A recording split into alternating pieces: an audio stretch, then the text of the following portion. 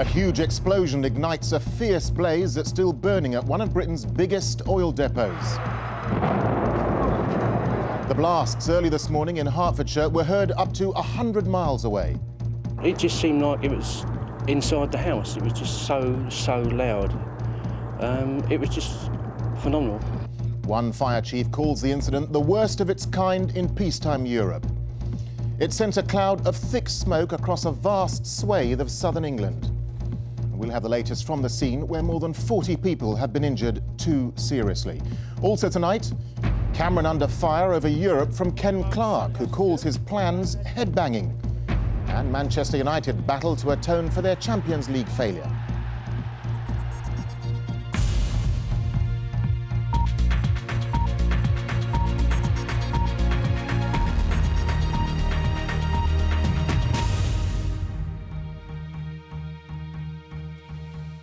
Good evening. Firefighters are battling to contain a huge blaze at an oil depot in Hemel Hempstead, which has sent plumes of smoke hundreds of feet into the air. There were a series of explosions in the depot early this morning, some heard up to 100 miles away. Hertfordshire's chief fire officer has described the inferno as possibly the largest such incident in peacetime Europe. It happened just after 6 o'clock this morning at the Buncefield oil depot in Hemel Hempstead in Hertfordshire. Satellite pictures show the smoke from the fires spread over hundreds of square miles. Well, let's go first to our special correspondent, Gavin Hewitt, who's at the scene now. Gavin? Well, over 12 hours since this fire started, it continues to burn fiercely. There are over 100 firefighters here waiting for foam to arrive in order for them to begin attacking the blaze. And they may not be able to start doing this for several hours yet, perhaps even until tomorrow. This is going to be a very, very big task. Look at that.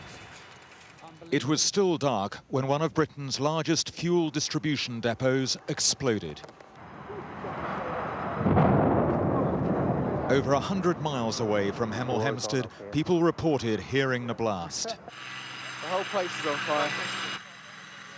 Dense, oily fireballs billowed into the night sky. Early on, there were suspicions this might have been some kind of attack, but police are almost certain this was, in fact, a very serious industrial accident. A local CCTV camera caught the moment Buncefield Oil Terminal exploded. As the sky lightened, it was possible to see that the powerful blast had devastated not just the terminal, but also the nearby industrial estate. A worker inside here later described what happened. I sat down and all of a sudden there was a huge orange light and a massive explosion which blew the doors through and knocked me off my chair. The ceiling fell in.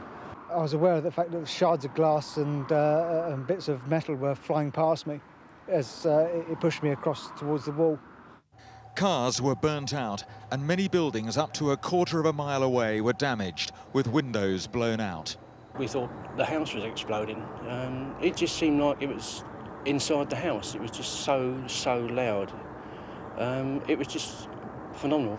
It was horrendous. It was really frightening. It actually shook the house. We thought, first of all, I thought there was an explosion downstairs, and I thought, no, we're still here. Maybe next door had gone up because it was like nobody there at the moment, and it was horrendous. The house literally tremoured, so obviously with the concern got up, went downstairs, and our patio doors had actually been blown off the hinges. I got up and I had a look out the window because there was alarms going off all over the place. Next thing I could see these flames just on the horizon over there, and they were monstrous. They were going up 400 or 500 feet in the air. With a plume of dark smoke drifting across the town, residents were told to stay indoors. Some were looked after in a local shopping centre, still shocked at what they'd lived through. The first thing we knew, the whole house was shaking. It was just like the house had been picked up and shook, and there were things falling off the shelves and the cupboards. And then we heard the big bang. So I got up, trying to reassure my son, even though I wasn't quite sure what was happening myself. As I went out onto the landing, I realised that the front door was completely blown open. Seeing just how immense these flames are, it is surprising that there weren't more casualties. But one of the reasons for that is that this fire started at 6 o'clock on a Sunday morning when there weren't many people around. Looking down at the scale of this, incredibly, there were fewer than 45 injuries, and most of them were minor. We believe 43 people have been seen who have sustained injuries, and I would emphasise that the vast majority of these are not serious injuries. All we believe, bar 2 people, have now been discharged. We have been informed by experts that this is possibly the largest incident of this kind in peacetime Europe, so it just puts some perspective on what we're dealing with. This was the M1 today, eerily quiet, with long stretches closed to traffic as smoke drifted across the carriageways. Some flights in and out of Heathrow were also disrupted. These pictures were taken in the depot late this afternoon. The fires continue to burn fiercely. Over 100 firefighters are waiting to attack the blaze. Bringing it under control will be a long task. On hand too, investigators trying to discover what caused one of Britain's most serious fires. Well, the Deputy Prime Minister John Prescott came by here this afternoon asking the emergency services if they had everything they needed, and they said they did. But one thing both police officers and firefighters have been stressing today, underlining that the local community here has been very, very lucky. Darren. Gavin, thank you for that. Well, the emergency services say they're keeping an open mind on what caused the explosions. They've been warning local people to stay out of the smoke, and they say that although the health risks are small, there could be repercussions for people suffering from respiratory diseases such as asthma. Ben Brown looks at the possible causes and effects of the blasts. Much of southern England woke up to find itself covered by this vast black blanket of smoke. It spread for mile after mile, here hovering above the fog of Canary Wharf in London. From space it was unmistakable, a black mass drifting in several directions, east, west and south from Hemel Hempstead. Apocalyptic but not poisonous, according to the experts, though they say breathing in this smoke may cause coughing, nausea and irritation of the eyes, and people living nearby are advised to stay indoors and shut their windows. Those people who are most at risk are those people who have inhaled the smoke. So clearly, if you are worried and you've inhaled smoke, that's one thing. If it's a question of simply seeing the plume, although it may be quite frightening, it probably simply at a distance poses very little risk. So what do we know about the depot at Hemel Hempstead? Well, fuel is fed in and out of it through a network of national pipelines. Buncefield supplies petrol, diesel and kerosene, as well as aviation fuel for airports like Heathrow and Gatwick. It is enormous, about 100 acres with 26 storage tanks, some of them holding up to 3 million gallons each. Normally, 400 tanker lorries are loaded up here every day. But now the entire northern half of the depot has been destroyed. The question is, why? Experts we've talked to believe petrol probably leaked out of a pipeline and turned into vapour, which was then ignited by a spark. It may have come from an electrical fault or even just static electricity. There are so many places, so many causes, potential causes of sparks, that you'll probably never find out exactly what happened.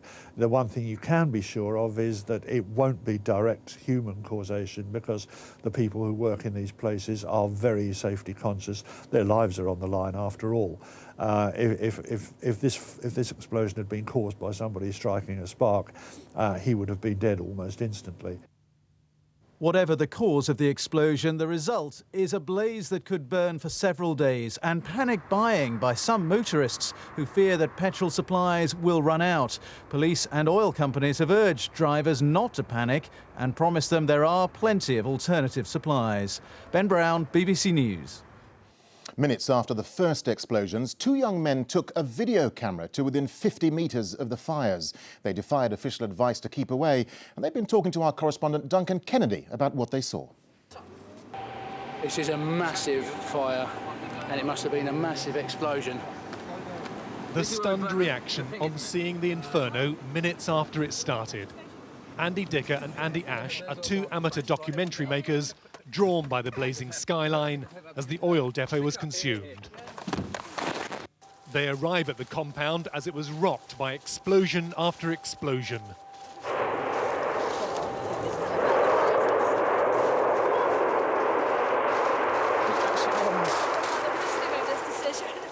The two men and some onlookers take the risk and move closer. This is one big explosion, guys. By now, the depot is fully ablaze. The two men know the dangers but continue to film. 100 metres from the flames, Andy Ash records the moment. Imagine we were sitting right here when it went and it did that to those buildings. Yeah, I imagine we'd be dead. It's an inferno. It is actually Satan coming to Earth in the form of oil. And some of those flames are at least reaching 200 feet high. At one point, their camera zooms in on an oil tank yet to explode. That one over there hasn't gone up yet. Andy Dicker is now clear what they must do. We've got to make a move now because they're expecting another explosion. If there is another explosion, we're going to die. So we're heading that way, 3/4 of a mile, and we're going now, quick. With that, the two men race from the scene, believing they haven't got much time. Behind them, the oil depot burning beyond control. Later, at a safer distance, the two men told me how fierce the blaze had been.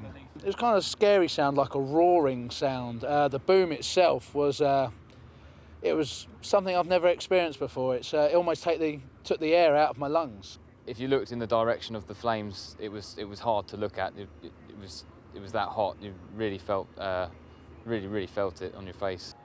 Andy Ash and Andy Dicker have been making amateur documentaries together for years, but neither of them have seen anything like this before. Their pictures are another example of the growing public involvement in the recording of major news events. Yeah, I mean, we're about 30 They knew it was dangerous, but say their filming instincts took over from personal fear. Duncan Kennedy, BBC News in Hemel Hempstead. Well, let's go back to Gavin Hewitt now for the very latest from the scene. Gavin, so what are the authorities there doing tonight to tackle the blaze and also to minimise disruption to local people? Well, there are over 100 firefighters on the site, and what they're really doing is waiting until they've assembled enough foam. They don't want to go too early, otherwise they won't be able to control the fire. And they're not sure when that will be. It may be in a few hours' time, it may not be until tomorrow. And as Ben Brown was saying, this may burn for several days yet, and therefore there's likely to be considerable disruption. First of all, the M1, parts of that will continue to be closed tomorrow morning. There may well still be some delays for flights leaving Heathrow. Certainly some local schools will be closed tomorrow. And one reason for this, and you only have to look at the site to see it, although it's burning fiercely, there are still some tanks there that haven't exploded. And that's one of the big fears, Darren. Gavin, thank you for that. On to other news now, and the former Conservative leadership contender Kenneth Clarke has criticised David Cameron over his decision to withdraw Tory MEPs from the European Parliament's main centre-right group. In a BBC interview, Mr Clarke described the decision as slightly headbanging. James Hardy reports. That was the easy bit. David Cameron swept to victory on a wave of euphoria only 5 days ago. And that's all the time it's taken for the divisive issue Europe to erupt once again. At the forefront, as ever, the defeated pro-European leadership candidate Ken Clarke. He once aligned himself with Tony Blair over Europe, and now he's warning that Mr Cameron's in danger of becoming the most Eurosceptic Tory leader ever. At issue, plans to withdraw from the main centre-right grouping in the European Parliament. Given all the goodwill that's surrounding his taking over and the optimism everybody has for him, I really think what a pity to insist on finding some new, slightly head-banging Eurosceptic position to take up as his first act in the leadership. So an early test for Mr Cameron. His new policy chief, though, insisted the move's simply common sense. That means we can't be part of a grouping that, although we share much with it, disagrees with us about the extent to which Europe tends towards becoming a sort of United States of Europe. The row centres on the Tories' 13-year membership of the Federalist European People's Party at Strasbourg. Mr Cameron wants his Euro MPs to leave. That's unpopular with most of them and quite a few at Westminster, but it did help persuade many Eurosceptics to back his leadership campaign. By putting down this marker on Europe, David Cameron's shown he's not afraid to ruffle a few Tory feathers, and he'll be at it again tomorrow, this time with a plan to force local parties to select a higher number of women candidates, and that's bound to upset more than a few traditionalists. James Hardy, BBC News, Westminster. There's still no news on the fate of the British peace campaigner Norman Kember and 3 other Western hostages being held in Iraq. The extended deadline set by the kidnappers passed yesterday. They've threatened to kill the group unless thousands of Iraqi prisoners are freed. Thousands of people have been protesting in Hong Kong against the World Trade Organization summit, which is due to start on Tuesday. Demonstrators say the meeting will only benefit the wealthier countries. Today's demonstration is the first of a series of planned protests. Sport now, and 4 days after their Champions League exit, there was more frustration for Manchester United in the Premiership this evening. They drew 1-1 with struggling Everton at Old Trafford to stay third in the league, as James Pearce reports. All eyes on just one person at Old Trafford. Sir Alex Ferguson's future the subject of much speculation after Wednesday's exit from Europe. Things could only get better, he might have thought. If he did, he was wrong. Barely 6 minutes had passed when James McFadden gave Everton the lead. There must be many frustrations in managing United these days, especially because there's no doubt about the talent of so many of the players. Scholes and Giggs emphasising that with the equalising goal. But some things just haven't been going the team's way. Rooney just one of those to squander a chance today. And it could have been worse for the home side. Van der Sar's second-half save, keeping the score level. A draw, though, not the kind of result that United's manager needed. James Pearce, BBC News. In Scotland, Rangers beat Kilmarnock 3-2 at Rugby Park to record their first win in 11 matches. Peter Lovenkrands scored all 3 goals for the Scottish champions, who move up to 4th place in the league table, still 17 points behind leaders Celtic. And you can see more on all those stories over on BBC News 24, including the latest on the explosions in Hemel Hempstead. Well, that's it for now. I'll be back with more from the newsroom at 10 o'clock here on BBC One. But now it's time to join our news teams across the UK. Bye for now.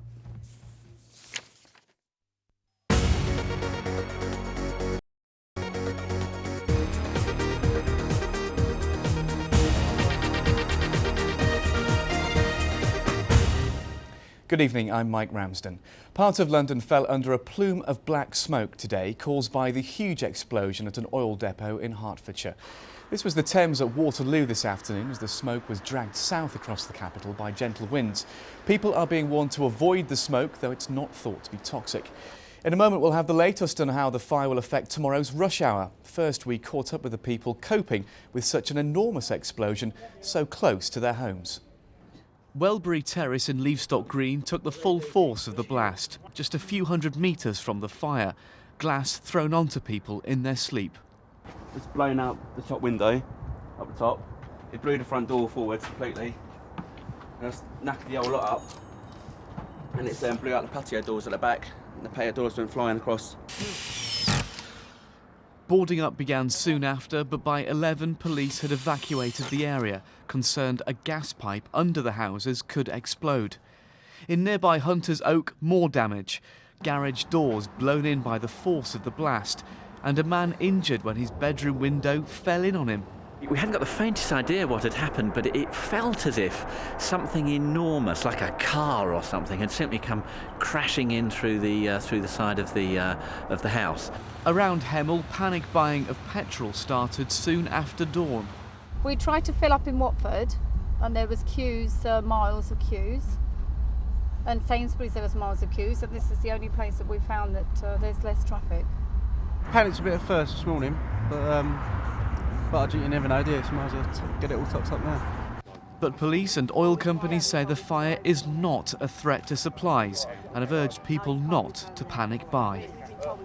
So this explosion having a big effect on travel in the Hemel Hempstead area. Jules Wilson has the latest on that. What's going to be the best way to get into London tomorrow from that area? I should say public transport actually, Mike. It remains pretty much unaffected. Silverlink and Thameslink on the move at the moment. The only big problems or real problems we have are for Luton and Heathrow airports. The stacking system's changed there because of lack of visibility, so do check before you travel. Now onto the roads, the M1, the biggest closure, obviously northbound, closed at junction 6 for Bricket Wood, just south of the M25. A5 up to junction 9 for the A5, a southbound closure as well, coming down from junction 10 for Luton. This is obviously the reason for the closure.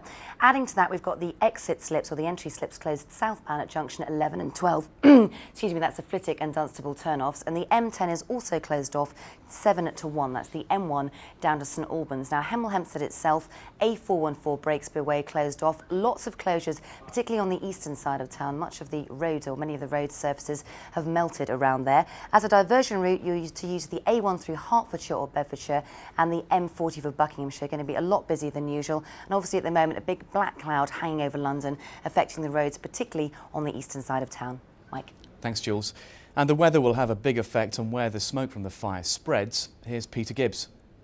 The weather situation is quite important in relation to the effects of the blast near Hemel Hempstead. We've got a big area of high pressure sitting across southern parts of the UK. That's acting like a lid on the atmosphere, pressing down on the air. So that trapped the sound waves from the blast, meant they could travel a tremendous distance. And we had reports of the sound being heard as far away as Holland. It's also been trapping some of the smoke at relatively low levels as well. That smoke drifting away with the wind, initially towards the east, but we're going to see a change in wind direction overnight. The wind's picking up as well as we go through into tomorrow. So coming in from more of a northerly direction, that means the smoke will be drifting southwards, what's left of it, as we go through into tomorrow. And the reason for that change, well, it's a weather front pushing down from the north. There you can see that blue area coming southwards overnight. Now, once that meets the smoke area, it could well wash out some of the pollution towards ground level, so we'll have to watch out for that during tomorrow morning.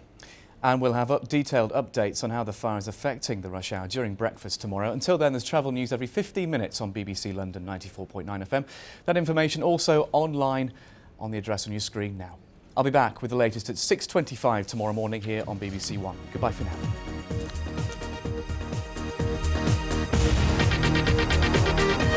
They say we've all got a perfect goal inside us, waiting to be scored. You never forget your perfect goal. Mine, Oxford, 88, volley from the edge of the area. Come on, son, take the shot.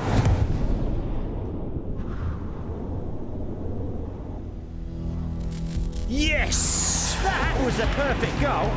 If you're into junior football, you can now put your own match reports and photos online at bbc.co.uk/juniorfootball. Hello there. So far, the spread of the smoke has been limited by light winds and high pressure just putting a lid on the atmosphere. I think by the end of tonight, we're looking at a stronger north or northeasterly wind, and we're looking at this weather front to continue southwards and take some rain and drizzle southwards. That will tend to lift the fog in southern parts of England and Wales that will thicken this evening. There could be a touch of frost before then, but it's behind the rain that we get the clearer skies in the north, and we get a much, much colder night than we've had for quite some time. It sets the scene tomorrow on a sunny but a cold picture across the UK. Not just yet though, across southern parts of England we've got this damp, misty and drizzly start that will wash out some of that smoke. As you move further north, skies brighten through the Midlands into North Wales. Northern England, Scotland and Northern Ireland, a bright and sunny start here, but a cold and frosty one as well, and there could be a few icy patches. A few shower clouds just brushing the far north of Scotland, but it's in the south we've got that damp and dismal weather that will continue to drift southwards through the morning, probably clearing the south coast around about lunchtime, but loitering all day through the Channel Islands. Following that, we get the brightness and the sunshine spilling southwards, a sunny day across many parts of the country. But for all of us this time, it will feel much, much colder. Now, we had 14 degrees in Aberdeen today, but tomorrow a miserable 6 Celsius despite the sunshine. Now, Tuesday, less sunshine, more cloud and a bit of rain pushing into Scotland and Northern Ireland, but further south it should be drier and brighter. Goodbye. Next tonight here on BBC One, the Antiques Roadshow. And the one to watch tonight, Sports Personality of the Year at 8 on BBC One.